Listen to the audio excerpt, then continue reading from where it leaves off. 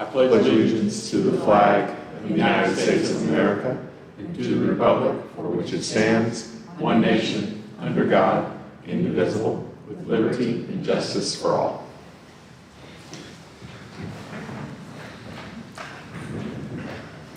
Alrighty, roll call. Lenny Arnold. Present. Lisa Colorado. Here. Margaret Schneider. Here. Charles Mason. Alexandra Bobo. Here. Loy McKinley. Present. Fantastic. It's that time of the year, good afternoon everyone, that we have the pleasure of electing our chair and vice chair for the planning board for the 2024 year. The way this will work is I will ask for a nomination for chairperson. If there is a nomination made and a second, I will ask the nominee if they accept the nomination. If they accept the nomination, we'll proceed to a vote. At that point, if it's a positive vote, the gavel, so to speak, will move back to that person to conduct the election of the vice chair. So with that said, do I have any nominations for chair? I nominate Lenny Arnold. A second. Do you accept the nomination? Yes. All right, let's go to a vote. All in favor, say aye. Aye. All opposed, like sign. All right, we have a chairman. There we go. All right. So now we'll take nominations for vice chair. I nominate Lisa Colorado. All right. A second? Second. Do you accept it? All right. All in favor, say aye. Aye. Any opposed? All right, passes. Next up is the approval of the agenda. Do I have a motion? A motion to approve the agenda. I'll second it. All right. Any discussion? All right, all in favor, say aye. Aye. Any opposed?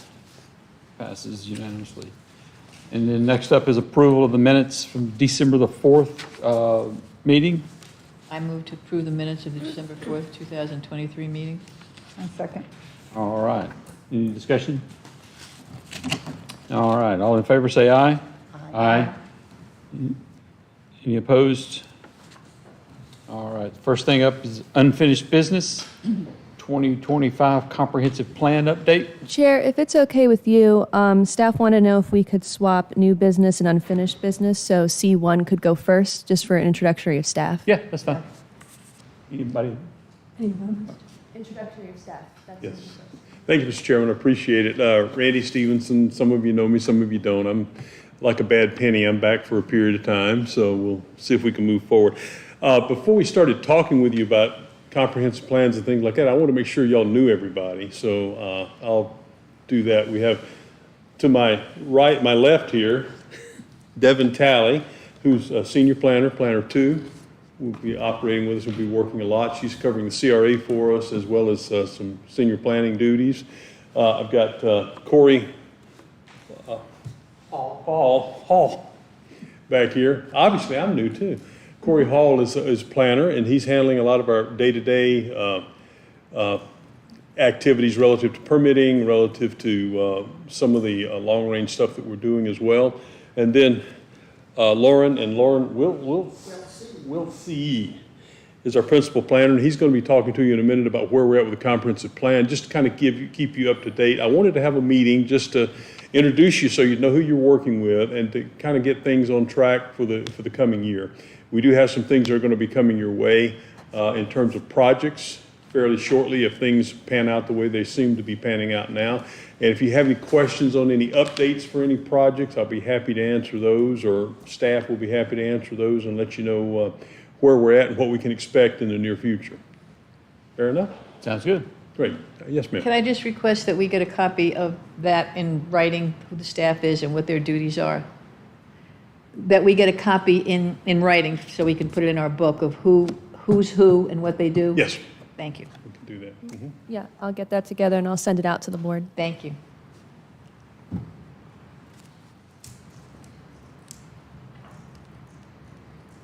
Okay.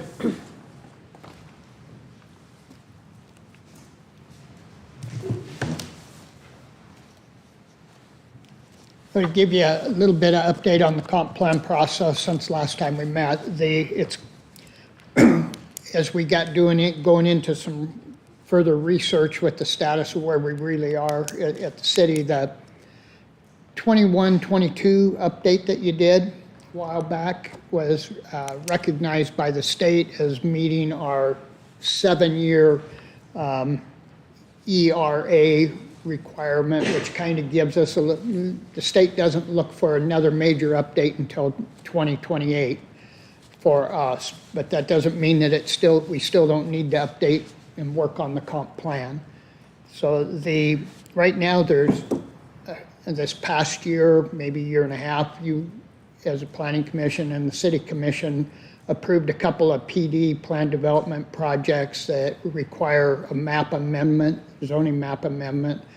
So we'll probably make those adjustments to the plan and work with you on making those more minor comp plan amendments before we start digging into the working on amendments that will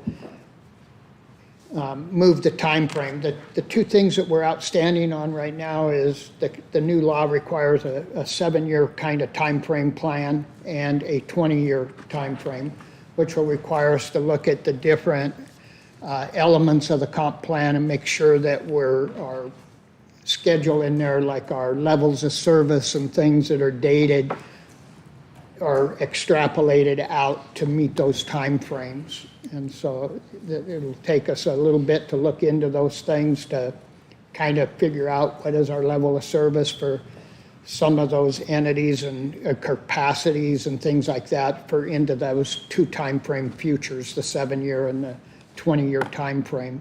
So as we start to gather those together, we'll come back and work with you. But first, we need to work with you to get the zoning map amendments done for the actions that you've already taken and get those up to date, and then move into the other stuff. So that's, I guess, a quick update. Any questions? Yes, Ms. Culver. What's the approach or plan to get the community involvement feedback? We talked about it last time, like how you get input from, how we get input from the community on what's important to the residents. We'll have to outline that when we get into that. I don't know that, of course, you want them for everything, but the minor map amendments probably going to look different than the major one. But for when we start to look into the comp plan for the 7-year and the 20-year, we'll have to put together an outline of public participation, outline what that's going to be, working with you guys, and outline that whole process, whether it's going to be committees or citizen groups, et cetera. We'll have to answer those questions and establish that as we move forward. So will you all come in with a kind of an approach for us, or you're Not right now, I don't have one, no. I mean, at whatever right time when it's right to start or get close to starting that process, you'll bring in sort of an outline or strategy?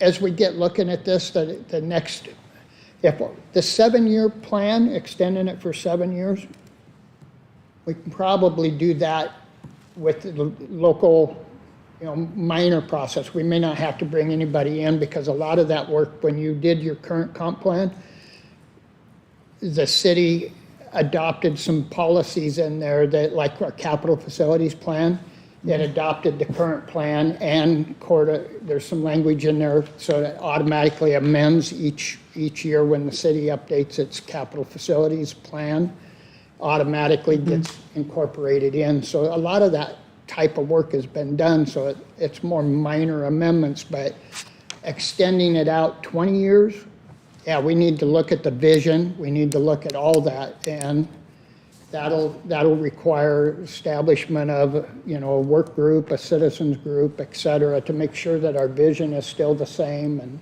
and things, to get the feedback. The more we can do to get public participation, the better. I agree. Okay, thanks. Okay. Any other questions? I'm a little confused. Do you have like a plan that you're at least thinking about of how this is actually going to work in the next year or 2 years, that it gets worked on? I mean, is it going to, you're first going to tackle the things that are just staff, what you consider minor things that don't really have to have big input from the citizenry and things like that? Are you going to take care of that first and then move on to other And larger scope I things? think what we'll do, once we move on and get this minor map amendment done, Right. which is more administrative action, but still has to go through the public process. Right, Then we will put together a proposal and an outline of, and get your sign off and buy off on it, and how we want to work with the public. It's not just ours, it's your plan Right. too. So we want to, we'll work on that, massage it to something that you as a planning board are comfortable with and meets the state requirements and move forward. But I don't have that kind of outlined right at this point. right. no. But that's what we can look forward to receiving Yeah, we'll this year. do that together. as this starts to, as it gathers momentum, Yeah. basically. Okay. Any other questions? Hello, everybody. My name is Corey Hall, new to the planning department, but it's good to be here. Good to see y'all, meet y'all. If you turn in your packet to a little graph, I'd like to talk about that a little bit, about what kind of activity we've had last year. Yeah, so that's going to be D2, staff and city attorney reports, financial disclosures.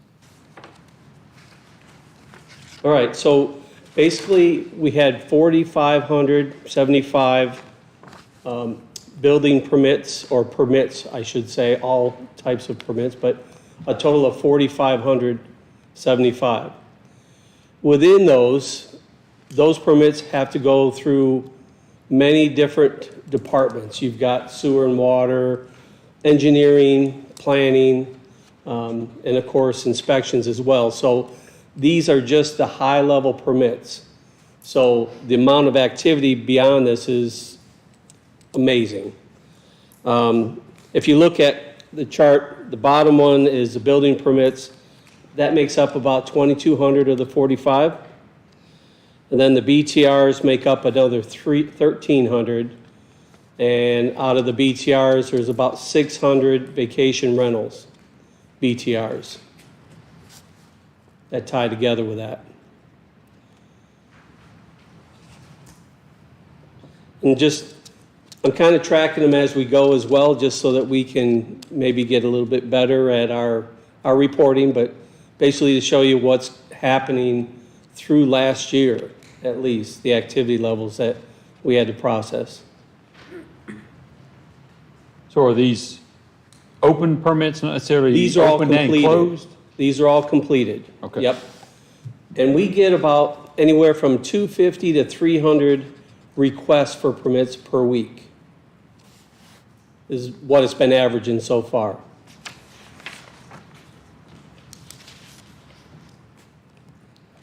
Everybody's familiar with the OpenGov and how they go through that process, right? Okay. All right, Any further questions? any questions? Can you remind me, like, did the home-based business, did that get changed during the whole COVID? The home base, Process, like home-based in business. RS1, it's called vacation rental, and that's more the residential areas. So I don't think there's a, No, sorry. Home-based business is, we haven't really changed that. That's when you have operating a business out of your home, in vacation Sorry, I rentals. missed the We question. haven't really changed that. We are being a little bit more determined to make sure that we don't get a contractor in a home-based business, an accountant operating in an office with no visitors. That's the type of business we're talking about in a home-based business. It can't really change the residential character of the neighborhood. They don't put up signs, they don't leave, Yeah. they don't store backhoes by the side of the yard or anything like that. That's what we're looking at that. And those really haven't changed. We're still trying to monitor that. Now, we're going to have some that are get away from us, and we'll have to address those through code enforcement. But the home-based business is basically, that's what's allowed. So there was really no need to change it per se, or just looking at it maybe from a perspective of people being home, even if it was temporary? I think it addresses the need because again, if I'm in my case, if I'm an architect and I have an office at home, I'm an engineer, I know, that operates out of my home office, I got a phone and a desk and a computer. Right. I drive my car or I don't drive my car. There's nothing plastered with signs out in the driveway, things like that. That's what we're looking for, something that, like I said, there are no customers or clients coming to the home any more than you would have a normal single-family residential. The intent is not to disrupt the single-family nature of the Zone, yeah. of the neighborhood. Unfortunately, the same can't be said for our vacation rentals, but Yeah. we're working on that too, so. So you brought, sorry. No, go ahead. You brought up vacation rentals, Airbnbs, that kind of thing. Does that fit in the definition of residential compared, like, if you look at the resident, like a definition of residential in our code and comprehensive plan, it's sort of, I don't know, iffy. Does it really include Airbnb as residential? Because, you know, the zoning and everything is single-family Airbnb dwelling, and is- we have mixed dwelling and all that kind of stuff, which is a little bit of both in areas, but now we kind of have Airbnbs and that kind of stuff in residential areas that are more like temporary or Well, the transient. way they define the vacation rental in the residential area is you can rent a bedroom or the whole house. And it's short-term, so now the owner can be there and rent the bedroom, Is that how it's defined in the? yeah, in the code. But there are some, and then the rest of it is really called more transient rentals, the B&Bs. And that's not what it's called in the residential area. Any other questions? Yeah, I have a couple of questions. How would, if it does, and I think it would, how would that RS1 vacation rental registration application tie in with the BTR vacation rental business tax application? That would fall under that, the BTR, just what you're asking right there. The BTR vacation rental business tax application, that's where the vacation rentals would fall. Am I missing your question? Well, there's a separate line item, vacation rental registration application. There's only 189 Top. of those. Yeah, the very top line. And then, Oh, that would be new, and the BTRs is probably more renewal. oh, okay. All right. So that, the RS1 is not factored into the BTR. It's different. Yeah, I'll validate that and let you guys know for sure, but I believe that's the new ones, and the other are just basically renewals for the BTRs. Okay. And then my second question, I'm not sure who best would address it, but I've had several people ask me about the vacation rentals and why they can have these in communities around Florida, but they're concerned about Cocoa Beach and about the proliferation of vacation rentals. Vacation rentals is regulated by the state. We have to, is pretty much what it comes down to. We have to allow that type of business. So that's that would be a state level, that'd be addressed at the state level if it were to be rescinded. Correct.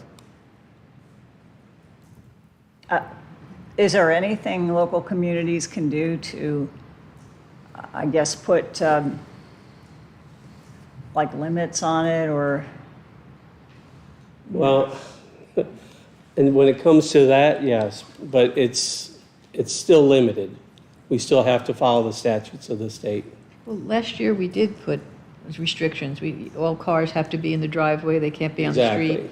No matter how many bedrooms there's, it's a maximum of what, 8 people or 10 people? Eight people, you're Eight right. people in the house. And you have to have at least There one are parking a whole spot. set of regulations that the city was able to do.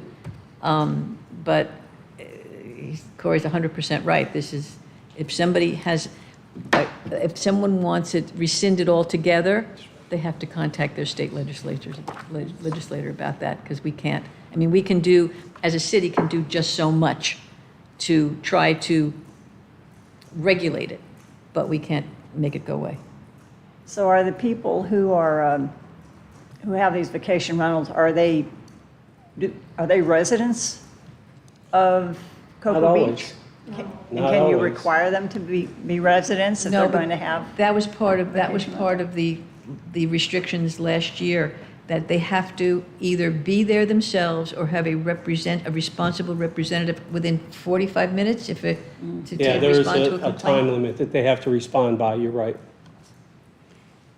And if I could interject, and Garrett, correct me if I'm wrong, this is something the state clawed back against home rule on. We can't, I guess, as Corey told you, we cannot say they can't be in the residential neighborhoods, unfortunately. What we do have some ability to regulate in terms of number of people. One of the things that we're battling right now with at least 4 or 5 different addresses is they will go into a home and either unbeknownst to us or what they're trying to do is rather than renting out the whole house or 1 bedroom with an owner occupied resident, they're separating into 3 or 4 rooms and putting exterior doors on, and now you got a mini motel. That is not allowed. And we're having to fight back against those because that's where you wind up with 4 cars in the front yard and a different 4 people every week. And I always liken it to living next to Animal House, except it's different animals every week. So we are fighting that. And back to a little bit of what you said, Ms. Bobo, the BTR, they have to get a BTR as part of their registration. So there's a registration process, and part of that includes the BTR because they are a business. And a lot of people are coming from out of town and buying these homes, not as a residence, but as a business with a projected revenue generation on those things. So that's kind of what we're up against. And as you also stated, Ms. Schneider, the maximum is 8, regardless of how big the house is. And we have trouble, we see them advertised, we'll sleep 11, we'll sleep 15, all you have to do is go on any of the sites and you'll see that. I think the important thing is that if you see a house in your neighborhood that's obviously become an Airbnb, to call the city to make sure they're registered. Yeah, for sure. That's And very we've got important. a software program now working with a company called Rentalscape that is helping us identify and go after these. They do a lot of the perusal of the websites to see which ones are being advertised. It's kind of hard to say you're not a vacation rental if they got you advertising on 3 different sites. Right. So we are being more proactive than we have been in the past on that. So. How many are we up to total now? I don't have that number with me right now. I'll add it. Probably April, May, we're going to begin to attack the condos, and that's literally thousands. At one point in time, they had us at 1,200 or 1,300 vacation rentals in Cocoa Beach. And when the legislature was looking at this, we tried to get them to understand, well, and nothing against Pahokee, by the way, it's different in Pahokee than it is in Cocoa Beach. But they unfortunately passed a one-size-fits-all. So that's kind of where we're at. Let's begin. I was just wondering, previously there was one of our commissioners who was working on home rule stuff. Do we still have one of ours attending those meetings and coming back with information of what they're doing? Mike Miller was previously doing that when he was elected, so I was just wondering if there was another city. I'm not I don't aware. understand her. What was your question? There's a commissioner watching or involved in that. I'll get some information on Okay. that. Any more? Question? Just to put a cap on that conversation, it's an area that the legislature has preempted us from restricting outright. There are pockets that we can regulate in, but it's constantly changing. I have a bill pulled up on my laptop right now, Senate Bill 280 that just passed the Florida Senate a few days ago relating to short-term rentals, and it does a whole bunch of stuff that will completely, again, change the landscape. It seems to be somewhat positive, though, in giving back some powers to local governments, authorizing the same program that we've implemented here in Cocoa Beach for having a registration program, things like that, the ability to fine folks who don't comply with that. So it is a hot issue up there in Tallahassee. So, should have some updates on that soon after the session's over. Any other questions? One question, it might be more for Okay. you and Garrett, but I've had people try to get creative in how to tackle this, but is it possible to have a homeowners association that can make a rule that says that for that homeowners association, you cannot have vacation rentals in there if everybody agrees and signs up to that? Is that supersede, does that violate the state? It depends. The state may have restrictions against that sort of covenant, but generally there are much less restrictions on those types of HOAs than on local governments that implement, those same restrictions. So I don't know specifically what HOAs can do beyond kind of their normal authority. If you buy into an HOA, generally those rules are safe. But yeah, the best advice I can give you to tell folks is that, obviously you can't have an anonymous code enforcement complaint anymore in Florida, but, just notify code enforcement if something doesn't look right, because that's really the only enforcement Yeah, I think mechanism the we have. question with the HOAs was residents that don't have an HOA now wanting to get together to form one in their neighborhood with that rule. And I don't, like that's way over my head to talk about. And I'm not the From the attorney, legal so perspective, forgive me so here. I like As people I getting under- creative because they're not liking it. in the As I neighborhood. understand it, HOAs can still regulate, they can specify that any rentals, no rentals, or any rentals have to be long-term, or 6 months or longer. I think that's one of the last defenses against these things coming in. At least I told my HOA, I said, you want an HOA if for no other reason than that. But if you don't already have an HOA, I think it's a 99.999% chance you'll never get one, because you have to have, I think they have to have 100% vote. And if Yeah. you've got one vacation rental in there, they're not going to vote for you. Yeah. So. Yeah, single-family home. To institute a new HOA. I know that where I live in my condominium, we changed our bylaws to reword about rentals that blocks now that ever happening. But this is mostly single-family homes that people are buying Yeah. and turning into Airbnbs. And it's very, very, very difficult to get 20 homes to agree to join an HOA. I don't want to join an HOA. I mean, that's usually the response. All right. Any other? Thank you all for your time. Appreciate it. All right. Let's see, the other report we've got is the year-end report. Any questions or concerns? Yeah, so you'll see a summary of the 2023 year-end planning board report, so all the members that were present or that were absent, and then just brief synopsis of the activity that was held at these meetings that were not canceled.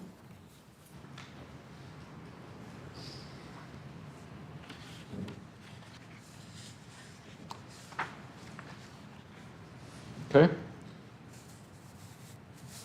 Mr. Olson, do you have a report? No report for me tonight. All right then. Looks like we're down to general public comments.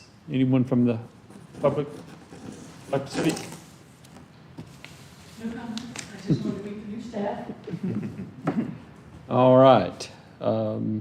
Last up is final board comments. Ms. Bobo? I don't have any. Okay. Ms. Snyder? Well, I don't know Lauren or Cole or Lisa. Corey. Or, I'm sorry, Devin. Devin. I'm sure they're going to do a great job, and I'm very excited personally to have Randy back, because he was terrific when he was here last, and I'm sure he'll be even terrificer going forward.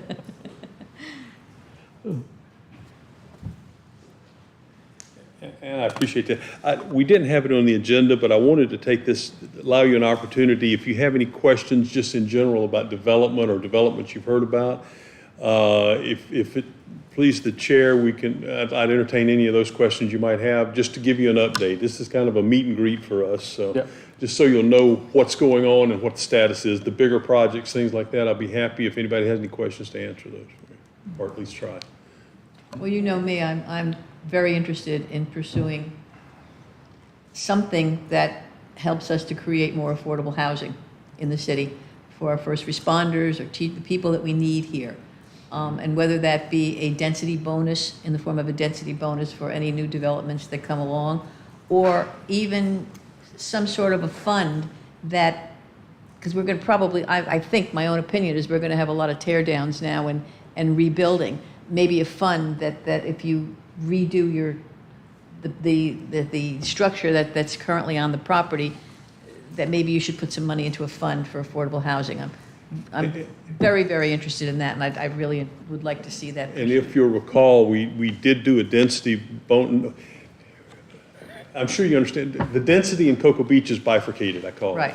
At 28 for transient lodging, which we don't really need any more of, and 10 for permanent lodging, 10 maximum. It can go down to 5 for permanent residential. And if you're in a transient lodging facility or vacation rental, A, you can't have kids in the school system, and B, you can't be gainfully employed. That's not my law, it's the state.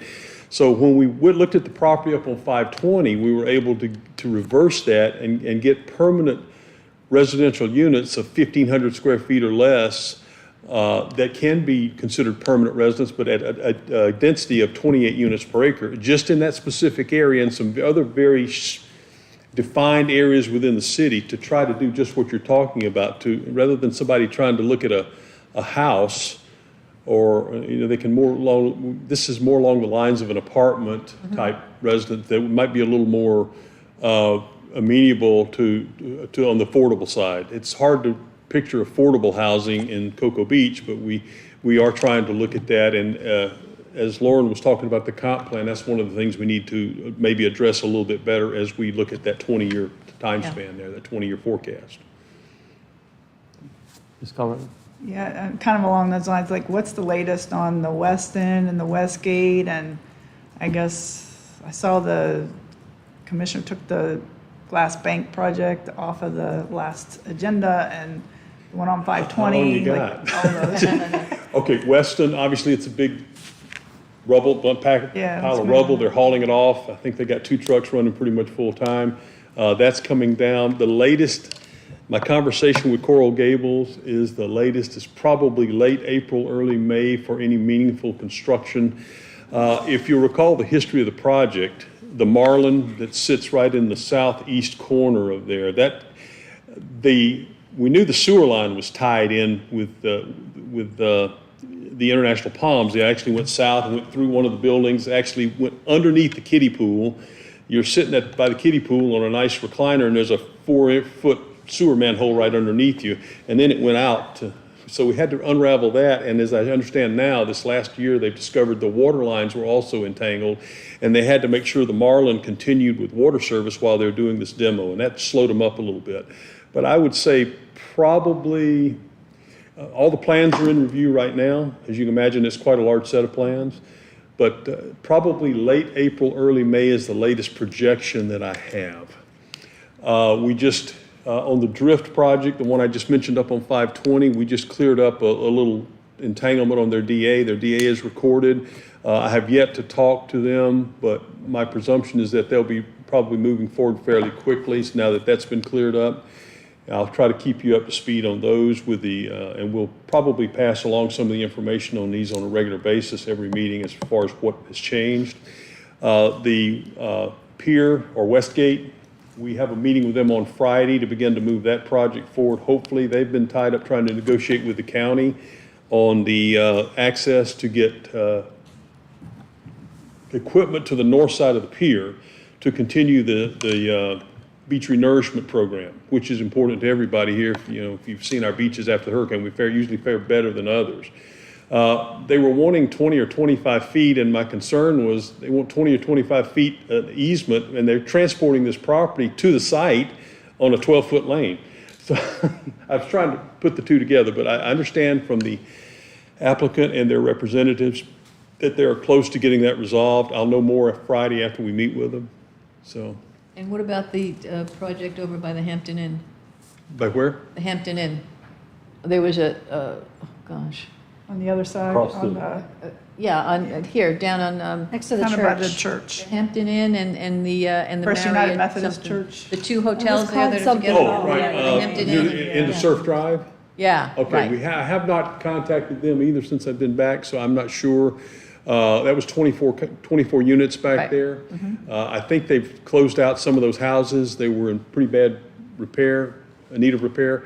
It is oceanfront property. I assume they'll go forward with that. I'll try to get you an update on that one as well. I just haven't contacted them yet. And the Glass Bank, we're going to be coming forward in probably March. There is a section of the code, and the height is vested at 82 feet. There is a section in the code, and it deals with the D word, density. Okay, but there is an allowance currently in our code, and has been there for a long time, that would allow them to go from 28 units an acre transient up to 30, no more than 30. If you recall, and you've been following it, there was we're not sure exactly what to trace it to, but for years that property was listed at 2.64 acres. My suspicion is that it had something to do with all the entanglements with the property to the north and all that going back and forth. It is actually only 2.1 acres. So they thought they had 74 units. In fact, right now they're sitting at 56 units. We have two choices.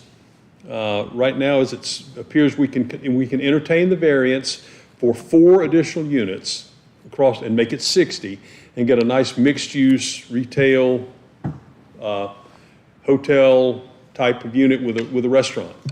Or we can leave it at 56 units and just get the units, no mixed use. That is a prime piece of property. It has been known to have some derelict activity on it. There is no stormwater management on it. It just sheet flows off. So if we go forward with the project, which my personal opinion is, I'm not supposed to give that to you, but I'm going to, we should, then we get new stormwater, we get a stormwater plan, we get retention on site rather than simply discharging off into the street storm sewers. And if you know anything about our storm sewer system, especially as the river rises, those pipes are usually surcharged. There is no capacity there. It just, it's just full. So that project is moving forward. I would think we would probably, after the variance request, if it goes forward, would be back to you with a site plan, probably at your April meeting, is what I'm anticipating. And the last development we talked about was over by the Presbyterian Church. That, last I saw, they That were. property on the they were south selling- side, yeah, it used to be called Diamond Bay. Yeah. Last time I Yes. checked, that project is that property's for Sale, sale. I yeah. think they may have abandoned that one. Why did that happen? I don't know. It's just, it happened during my hiatus, and I got back and I saw there was a for sale sign on it, so. Well, We sometimes- had a site plan that was approved, we had some variances that had gone forward, and they were looking to put, I believe it was some townhouses as well as some condos there on the Yep. river. They had a deal with the church. I don't know the current disposition of that, Ms. Bobo, but I can find out. It's not really atypical. There are developers who will take the property to approval because that increases the value and then decide to Yeah. sell it, then put it on the market. There was also a restaurant site on 520 as proposed as part of that, so. I think part of the issue, I don't know if you remember, was the stop sign corner, the traffic management was really, was a question, a big question, I remember. Well, now they have that extra traffic light Yeah. for the people crossing. Randy, that nobody when you uses. had asked if there was anything, sorry, besides agreeing with the ladies on affordable housing, I personally would love to see more asked of people when they're coming through for more sustainability efforts. Yeah. One of the things that has been used in the past is, that I've used is projects where you had tax credit financing. Unfortunately, when people mention things like tax credit financing or tax increment financing, people automatically hear Section 8, and there's a stigma to it. It's really not the case. We've done those in the past. You can't tell the affordable housing unit, if you will, from the market rate housing. It's all in the same thing. Another aspect of that, as far as the carrot, is density. Yeah. And if you follow the path of density request in the city, it's very, very hard. Yeah, But it could be used as an incentive. yeah. I'd like to see, like, if we're gonna grant variances, which I feel like we often do, you know, like, hey, maybe we put something where certain places have cisterns, or they have porous pavement, or anything to address Yeah. any of the other issues that we have ongoing. Some green It's a space give, or it's kind of a something. negotiated settlement. There's a give and take. If we want to move forward with affordable housing, we've got to probably give a little bit to get that. So, especially when market rates are what they are in the city right now. Any other questions, comments? All right, thank you, Randy. All right, that completes the agenda. Our next meeting is tentatively scheduled for March the 4th. With that, we are adjourned.